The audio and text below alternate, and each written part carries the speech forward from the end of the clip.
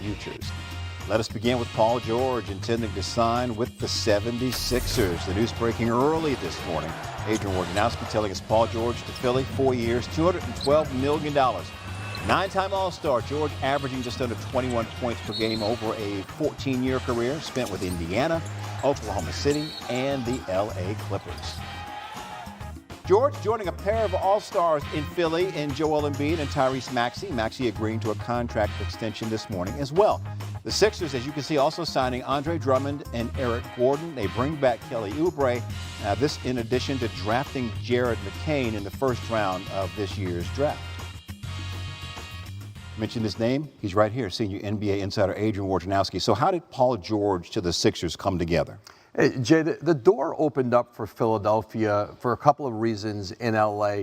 The fact that the Clippers were resistant to going to a fourth year on a Paul George extension, and also their unwillingness to put a no-trade clause in his contract there to be able to control his future. There's only one other player in the league who has one. And that opened it up for Philly, who was willing to go 4 years. They had spent a year plus trying to have a max salary slot to be able to put alongside Joel Embiid, Tyrese Maxey, to see if they could go out and find a star. And they did that with Paul George.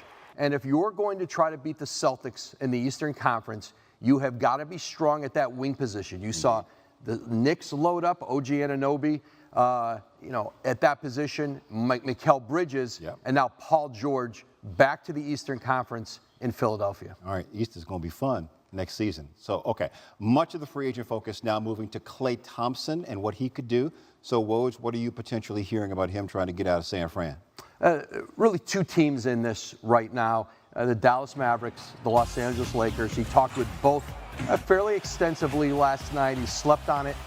Certainly Dallas is in a strong position here. They can do a sign and trade and get Klay more than the mid-level exception. But certainly he's got a lot of history in LA. His dad played for the Lakers. He lives there a good deal of time in his off season. But Klay Thompson has played his last game for the Golden State Warriors. All right, keep an eye on that situation. Also, free agent center Isaiah Hartenstein on the move, leaving New York for OKC. What more can you tell us about this move, sir? 3 years, $87 million. The biggest free agent deal Oklahoma City has done. He fits perfectly into the West top seed.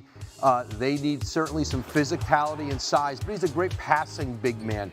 And you look at the offseason they had in Oklahoma City, Isaiah Hartenstein, Alex Caruso, really two of the best role players in the entire NBA. New York wanted to keep Hartenstein. They were limited in what they could offer him. They could only offer 4 years, $72 million. I'm told they offered it all. But for Hartenstein, the chance to go to Oklahoma City, the best team in the West last year, they're going to be even better this year.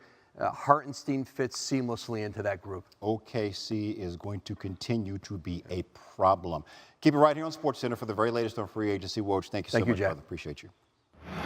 All right, another free agency moves. Chris Paul headed to San Antonio to team up with Rookie of the Year Victor Wembanyama. The deal, deciding to stay on a 2-year deal that includes a player option, which could be worth up to $70 million if he opts in into 2025-26. The 10-time All-Star, averaging 16 and 8 last season for the Clippers. And even more breaking news into SportsCenter. Woj reporting that the defending champion Celtics have agreed to a 4-year, $125.9 million deal with guard Derrick White. The deal includes a player option. White was a huge part of Boston's run to the title, averaging 15 points in the regular season, 14 in the finals, while playing a huge role on the defensive end and even sacrificing his two-man Brandon Montour to Seattle, though. In free agency, big under-the-radar move. Center Isaiah Hartenstein to the Thunder on a 3-year, $87 million deal. OKC adding size, while the Knicks lose insurance for the often injured Mitchell Robinson. The 76ers adding Paul George, but losing Tobias Harris to the Pistons. They agreed to a 2-year, $52 million deal. Harris averaging 17 points, 6.5 rebounds last season. His 6th with Philly. This would be his second stint with Detroit. And the Sixers making another big move, keeping All-Star Tyrese Maxey on a 5-year, $204 million max extension. Maxey averaging almost 26 points and 6 assists this season and was named the league's most improved player. All right, back to our top story. Breaking overnight. Paul George intending to sign with the 76ers. Adrian Wojnarowski telling us George had stability for 4 years, $212 million. Nine-time All-Star Paul averaging just under 21 points a game over his 14-year career, spent with Indiana, Oklahoma City, and the Clippers. Let's talk about it with senior NBA reporter Brian Windhorst. Brian, what more can you tell us about how this deal between PG-13 and Philly came together? It was a three-step process. Number one, the LA Clippers just were not going to give Paul George the market value contract that he wanted, which was this 4-year, $212 million deal the Sixers gave him. Once that was established after weeks and months of talks, he moved on from there. The second was, would they trade him? The Golden State Warriors were very interested in giving him that 2-year, $212 million deal, but they needed to work out a deal with the Clippers to do so. After days of talks, that broke down, and Paul George opted out and became a free agent, and that was what the Philadelphia 76ers have been waiting for since they traded James Harden and opened up cap space last fall.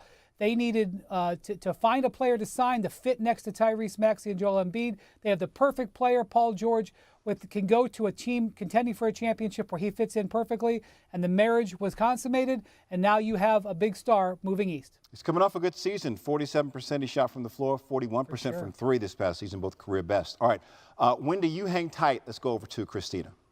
Thanks, Jay, because Tyler Fulgham is back with us. All right, the 76ers now those championship odds with that move, 8-1 behind only Boston and Denver. How wise is that bet at those odds? Yeah, I think it's an okay bet. Now, a lot of people, Christina, are talking recently about what the New York Knicks did in re-signing OG Anunoby, bringing in Mikal Bridges to make that Nova Wildcat Knick team.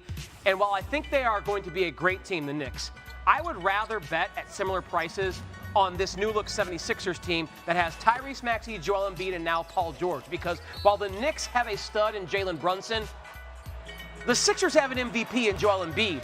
And if you want to sit here and say, hey, I'm not going to bet my money on Embiid, he always gets injured, I won't argue there. But I'm not here to handicap injury. I'm willing to assume that risk with my gamble on the Sixers at 8-1 because I'm trying to win everything. And if he gets injured, so be it. But if he's healthy, Embiid with Maxey and George around him, that's a team that can contend, like the Knicks, with the Celtics in the East. Yeah, there's injury concerns on both sides, not only with Embiid, but also with the Knicks, and the Sixers haven't even been to the conference finals since 2001. Tyler, hang out. Jay, back to you. Christina, thank you much. Back with Brian Windhorst. Brian, Klay Thompson, the free agent now under the spotlight. What are you hearing about his future? Yeah, so the Dallas Mavericks and Los Angeles Lakers are in a fight right now to secure the services of Klay Thompson. To try to sweeten the pot, I am told both of them are working very hard to work out a sign and trade deal with the Golden State Warriors, who understand Klay is going to be moving on and are willing to facilitate a deal. The key here is, can they make a deal that gets Klay Thompson more money than the mid-level exception of about $13 million? That's what they are working towards. That's going to require a combination of deals. A deal on the side to create room, and then a deal with the Warriors to get Klay Thompson. This is complicated. It requires, potentially 3 or more teams in both ways. And it also requires Klay to make a choice. But I do believe it's basically a neck-and-neck fight between the Mavericks and the Lakers. Lakers are home, where his father played, home in Los Angeles. The Mavericks obviously offer a very attractive opportunity to compete for a title immediately, as are the Western Conference champs. So that is something that is right now is playing out behind the scenes, probably the most intriguing thing going on in the NBA at the moment. Yeah, another interesting part of the story from the LA standpoint. How could LeBron's contract factor into LA's pursuit of free agents? Right, so this gets into these new rules of the aprons, Jay, and it's complicated, but long story short, the Lakers can only afford to pay Klay Thompson so much if they give LeBron the max contract. To create that space, not necessarily salary cap space, but space under the apron. I know this is new terminology. LeBron has shown a willingness to take less money than the $51 million he opted out of for next season. How much money less? Just don't know yet. All of that is under negotiation. It depends on a sign and trade. It depends on other factors. But LeBron's willingness to take, I believe, potentially an 8-figure pay cut from that previous salary could be a huge thing for the Lakers. Even if they miss out on Klay Thompson, it's possible they could look to acquire another player either through free agency or trade the same way. That is an interesting part of that story. Keep yourself up.